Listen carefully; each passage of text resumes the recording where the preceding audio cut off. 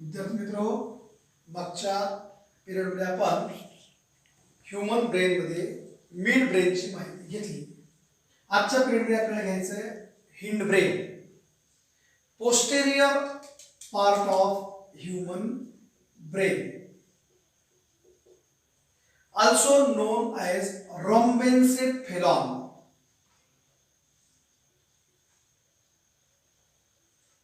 So hindbrain is the posterior part of human brain, also known as rhombencephalon. This rhombencephalon is divided into three parts. First part is the cerebellum. So this is cerebellum.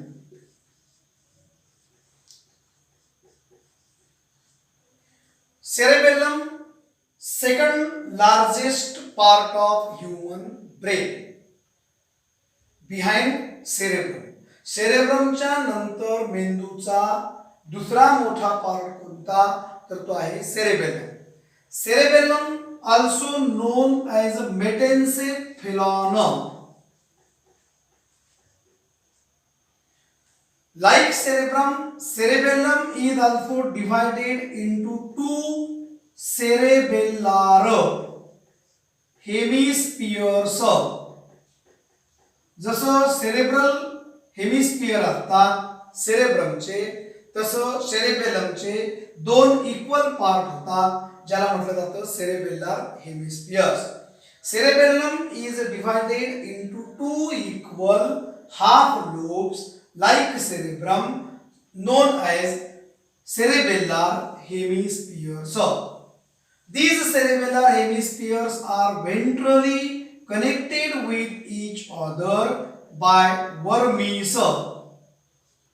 Vermis is a part in which two cerebellar hemispheres are connected ventrally. Then outer surface of the cerebellar hemispheres show sulci and gyri like cerebral hemisphere. cerebral hemisphere च्या सरफेसवर जसे सल्काय गायरी असतात तसेच चढ भाग खोलगट भाग cerebellar hemisphere वर देखील असतात. cerebellum is present behind the medulla oblongata and pons varolai and below the cerebrum. cerebrumच्या खाली pons varolai आणि medulla oblongataच्या माग जो पार्ट आहे त्याला म्हटलं जातं cerebellum. cerebellum is also known as a balancing organ or equilibrium center of brain. मेंदूचा पूर्ण बॉडीला बॅलन्स करणारा जो पार्ट आहे तो म्हणजे हा सेरेबेलम नावाचा part. cerebellum controls balance of our body, also equilibrium of our body. तोल आणि समतोल सांभाळणं हे दोन महत्त्वाचे काम जे आहेत शरीराचे तो करणारा पार्ट कोणता तर तो आहे सेरेबेलम नावाचा पार्ट. दुसरा पार्ट आहे या रॉम्बेन्सेफेलॉनचा, त्याचं नाव आहे pons varolii. Pons varolii. Pons varolii is present in front of cerebellum, above the medulla oblongata and below the cerebrum. cerebrumच्या खाली medulla oblongataच्या वर cerebellumच्या समोर जो पार्ट आहे त्या पार्टचं नाव आहे pons varolai. This pons varolai is very important part of human brain. Why? In this pons varolai, nerves coming from right cerebral hemisphere crossed with nerves coming from left cerebral hemisphere. Right cerebral hemisphere मधून येणाऱ्या ज्या काही nerves असतील त्या left cerebral hemisphere मधून येणाऱ्या nerves बरोबर cross होतात, म्हणून या पार्टला क्रॉस ब्रिज देखील म्हटलं जातं. What is importance of this cross bridge और crossing? Importance of this crossing is our right cerebral hemisphere controls overall activities of left side and left cerebral hemisphere control overall activities of right side. Right cerebral hemisphere पूर्ण डाव्या भागातल्या शरीराच्या activity control करतं आणि left cerebral hemisphere शरीराच्या उजव्या भागामधल्या activity पूर्णपणे control करतं. म्हणून याला अतिशय महत्त्वाचा पार्ट असं म्हटलं जातं. प्रश्न विचारला जातो, right side body paralysis disturb which lobe of or which side of the brain? जर डाव्या भागाच्या शरीराला पॅरालिसिस झाला असेल तर उजव्या भागामधल्या मेंदूवर अफेक्ट झालेला असतो आणि उजव्या भागामधल्या शरीरावर पॅरालिसिस झाला असेल तर तो डाव्या भागामधल्या मेंदूवर आघात झालेला असेल. म्हणून हे क्रॉस कनेक्शन किंवा क्रॉस अतिशय महत्त्वाचं आहे. Nerves from right cerebral hemisphere and nerves from left cerebral hemisphere cross in the pons varolii and due to this crossing right cerebral hemisphere controls overall activities of left side and left cerebral hemisphere control overall activities of right side. त्यानंतर तिसरा महत्त्वाचा part आहे hind ब्रेनचा, त्याचं नाव आहे medulla oblongata. Medulla ऑब्लॉंगेटा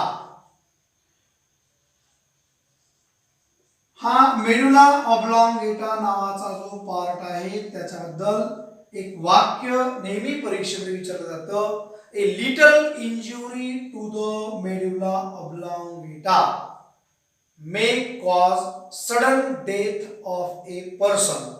याचा अर्थ आहे ऍक्सिडेंट मध्ये जर एखादा पर्सन मागच्या भागावर पडला असेल तर त्याच्या शरीरातून कसल्याही प्रकारचा रक्तस्राव न होता त्याचा जागेवर मृत्यू होतो. याचं कारण त्याच्या मेडुला ऑब्लॉंगेटाला आतल्या बाजूनी इंजुरी झाल्यामुळं त्याची डेथ होते. आता मेडुला ऑब्लॉंगेटाला इंजुरी झाल्यानंतर डेथ होण्याचं कारण काय?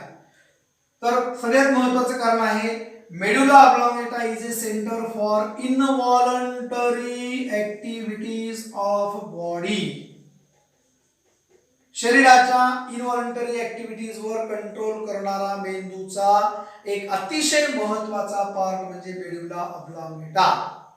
सगळ्यात महत्त्वाच्या दोन इनव्हॉलंटरी ऍक्टिव्हिटी म्हणजे एक तुमचं कार्डिओव्हास्क्युलर सिस्टीम, कार्डिओव्हास्क्युलर फंक्शन्स आणि दुसरं आहे तुमचं रेस्पायरेटरी फंक्शन.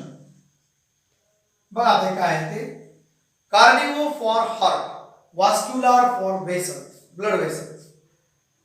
तुमच्या हृदयावर आणि रक्तवाहिन्यांवर हृदयाचं काम आहे हार्टबीट्स आणि हार्टबीट्सचं काम आहे वर्किंग हृदयाचं. त्यामुळं रक्तवाहिन्यांमधलं रक्त हृदयात येतं, हृदयातून बाहेर जातं. मग आता कार्डिओव्हास्क्युलर फंक्शन जे आहेत त्याला कंट्रोल करणारा मेंदूचा पार्ट कोणता तर तो आहे medulla oblongata. Medulla oblongata controls rate and force of heartbeats and rate and force of circulation of blood in blood vessels. Medulla oblongata हृदयाच्या ऍक्टिव्हिटी कंट्रोल करतं. त्याचबरोबर रक्तवाहिनीमध्ये जे रक्त वाहतं त्याची स्पीड, त्याचा फोर्स मेंटेन करण्याचं काम कोण करतं तर ते करतं मेडुला ऑब्लॉंगेटा. दुसरं महत्त्वाचं फंक्शन आहे respiratory function. For respiration muscles of tracheal walls, muscles of bronchi, then larynx, then pharynx. All these parts are respiratory system which are responsible for our breathing. Shwasoshwas. And breathing is very, very important for respiration. For the purpose of normal breathing, medulla oblongata controls rate and force of the contractions and relaxations of the involuntary muscles in the respiratory tract. Respiratory tract च्या walls मध्ये असणाऱ्या इनव्हॉलंटरी मसल्सचं जे rate आहे contraction रिलॅक्सेशनचा ते maintain करण्याचं काम कोण करतं, तर ते करतं मेडुला ऑब्लॉंगेटा. आणि तिसरं महत्वाचं सेंटर आहे पेरिस्टाल्टिक सेंटर. आता पेरिस्टाल्टिक सेंटर म्हणजे काय? The functions of our different parts of alimentary canal. We cannot stop the food transport in intestine, in esophagus, according to our will power. इच्छाशक्तीप्रमाणे आपण एलिमेंटरी कॅनलमध्ये कुठेही अन्न थांबवून घेऊ शकत नाही. ते अनैच्छिक इच्छेच्या विरुद्ध होतं, पण त्याच्यावर कंट्रोल कुणाचं, तर ते असतं ह्या मेडुला ऑब्लॉंगेटाचं. याला छोटा मेंदू सुद्धा म्हणतात. Medulla oblongata is also known as little brain and it is very important to control cardiovascular system and respiratory system of our body.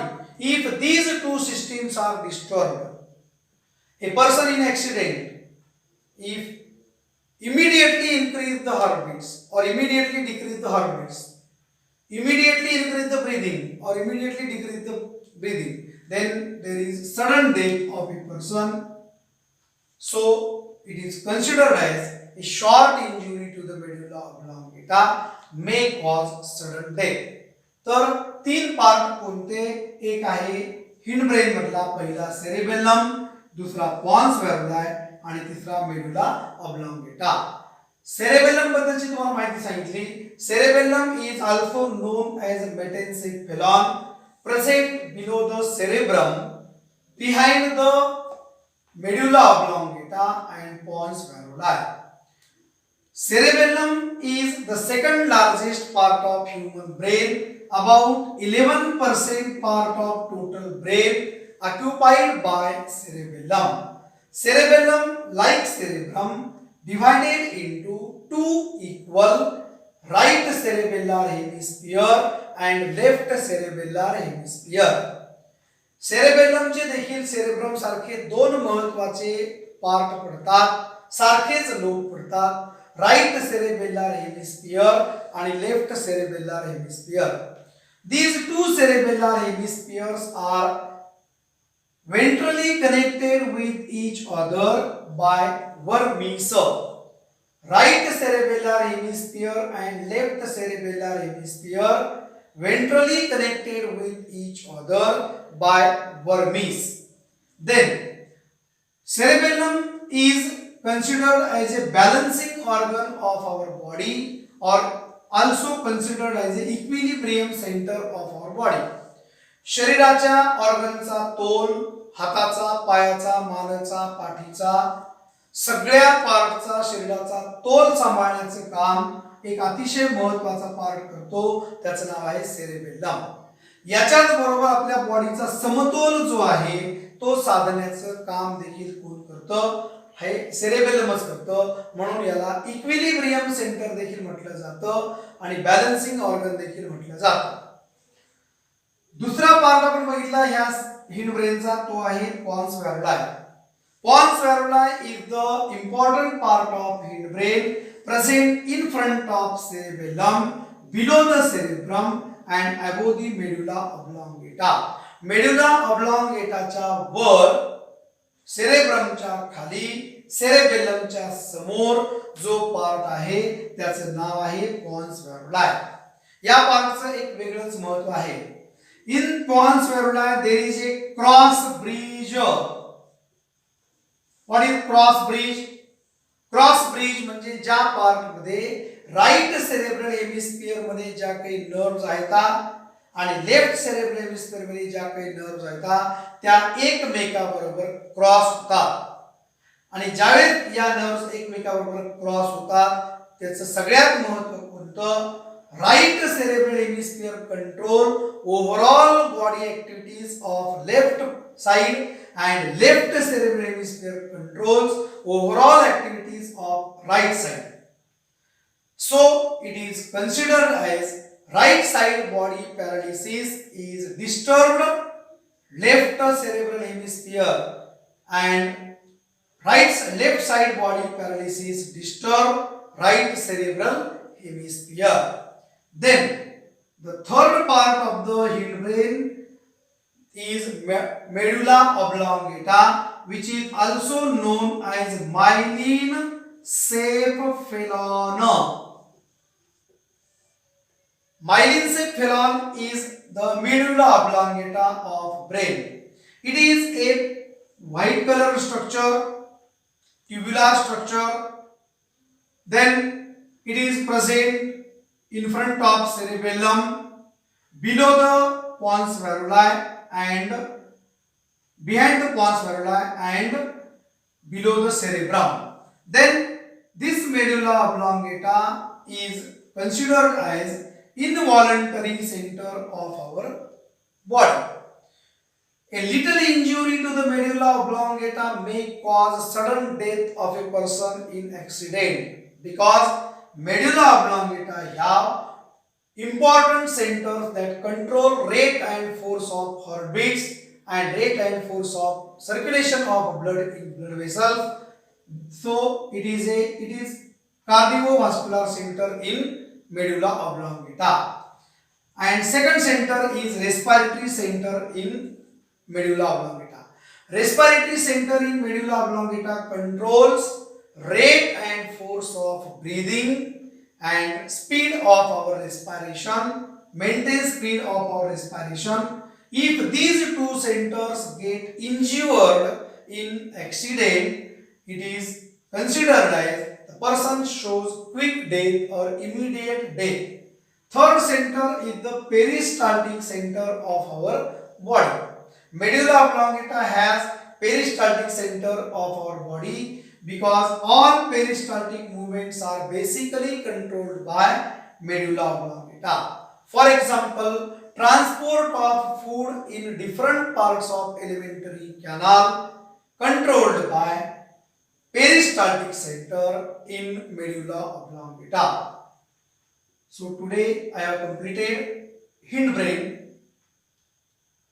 Then मागच्या पिरियड मध्ये मिड ब्रेन आणि त्या अगोदर फोर ब्रेन शिकवलं. याचा अर्थ आपण structure and functions of different parts of brain हे आर्टिकल पूर्णपणे तुम्हाला समजेल अशा भाषेमध्ये शिकवलंय.